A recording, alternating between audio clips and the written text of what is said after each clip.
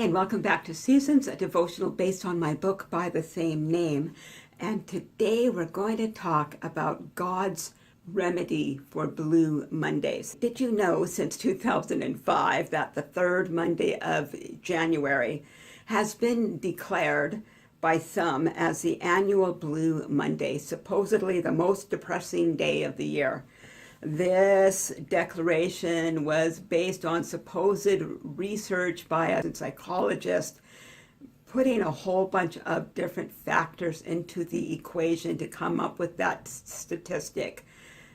Gray, gloomy days of January in North America, the bills coming in from the Christmas season, and that kind of thing. And also those New Year's resolutions that nobody kept. Okay, I can be pretty cynical at times, but I kind of doubt the results of this because this particular research project was funded by travel agencies who I am sure were hoping that the results would turn out the way that they did so they could sell some tropical island vacation packages. I believe that our happiness and contentment is an inside job, and that it has nothing to do with our financial situation or if it's a gray, cloudy day outside.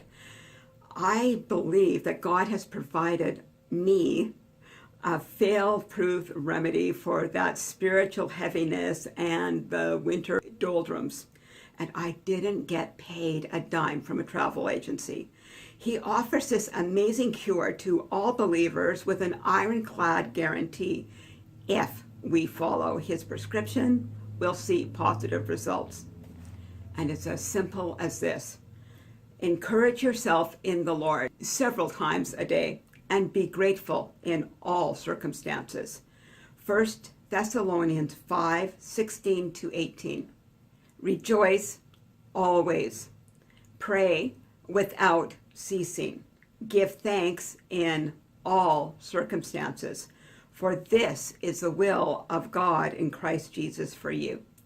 Betsy ten Boom, who we've discussed already in this series, was a sister of Corrie ten Boom. And Betsy learned this principle and then let Corrie in on the secret. I would encourage you to read Corrie's full account of the story in her autobiography, The Hiding Place. It would just take me too long to go into it here. But suffice it to say, these two sisters found themselves in a dark, flea-infested barrack, surrounded by hardened criminals, and most of them had openly hostile hearts. The ten Boom sisters put 1 Thessalonians 5:16 to a test. Corrie was a little bit reluctant, but Betsy talked her into it. So every night and every day, these two sisters would give thanks in all things, even in that flea-infested barrack. God began to transform the hearts of those around them. Many came to the Lord, and they were able to share the gospel openly from the Bible that they kept away from the guards. That was unheard of. Betsy was pretty thankful for the freedom from the scrutiny of the guards, but she was a little bit confused as to why that was happening. One day she had her answer, and she eagerly shared her good news with her sister. Betsy said, "You know, we've never understood why we've had so much freedom in this big room. Well, I found out." That afternoon, Betsy said, there'd been a lot of confusion in her knitting group about sock sizes, and so they asked the supervisor to come in and help them figure it out. But that supervisor wouldn't even cross the doorstep, and neither would the guards. And you know why? Betsy could not keep the triumph from her voice. It's because of the fleas. That's what the supervisor said. That place is crawling with fleas. Corrie says, my mind rushed back to our first hour in this place, and I remembered her thanks to God for creatures I could see no use for.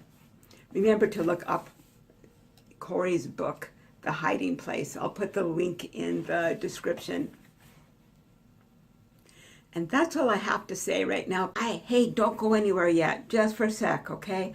I'm just going to be talking mainly to those of you who have been watching these videos via the share that I put on Facebook every day. And I know an awful lot of you on Facebook are actually watching the videos because you've been commenting to me through direct message or whatever. So, the problem isn't that you're not watching what I'm doing, but you're not acknowledging it. Why is that important? Because my ego needs stroking. No, not at all. YouTube will not mention smaller channels like mine in that sidebar of suggested videos unless somebody likes them. And what that like, underneath the video, you see the thumbs up? On YouTube, every like is actually registered to YouTube as interaction. And that's what they're all about. They want to see people interacting with the channels. So if you hit that like, you're going to be helping me allow others to see what I'm up to. Second thing is, subscribe to my channel, because not everything that I post actually shows up on your newsfeed on Facebook. Because YouTube is Facebook's competitor. So of course Facebook isn't going to want to say everything that YouTube is up to is of great importance, right? So if you subscribe to the channel, and you do this easily, number one, if you have a Gmail account, you already have a YouTube account. I bet you didn't know that. So if you've already got a Gmail account, this is fine. If not, just sign up to YouTube, and they're not going to be harassing you with a lot of junk mail. I don't get anything from them ever outside of a notification for every channel that I've subscribed to when they upload a new video. And how do you do that?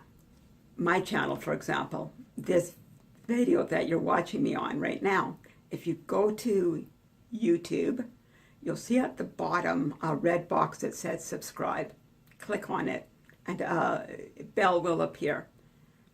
Click on the bell, and another bell will appear, but this time it looks like it's got little sound waves.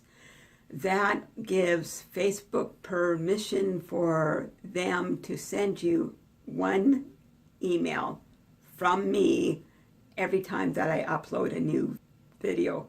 And I only do that once a day right now with the series. And after the series, I might slow down to maybe 2 or 3 per week. I don't know yet. But anyhow, that's all I have to say. Go along with your day. It's been good chatting with you, and we'll see what God is up to tomorrow.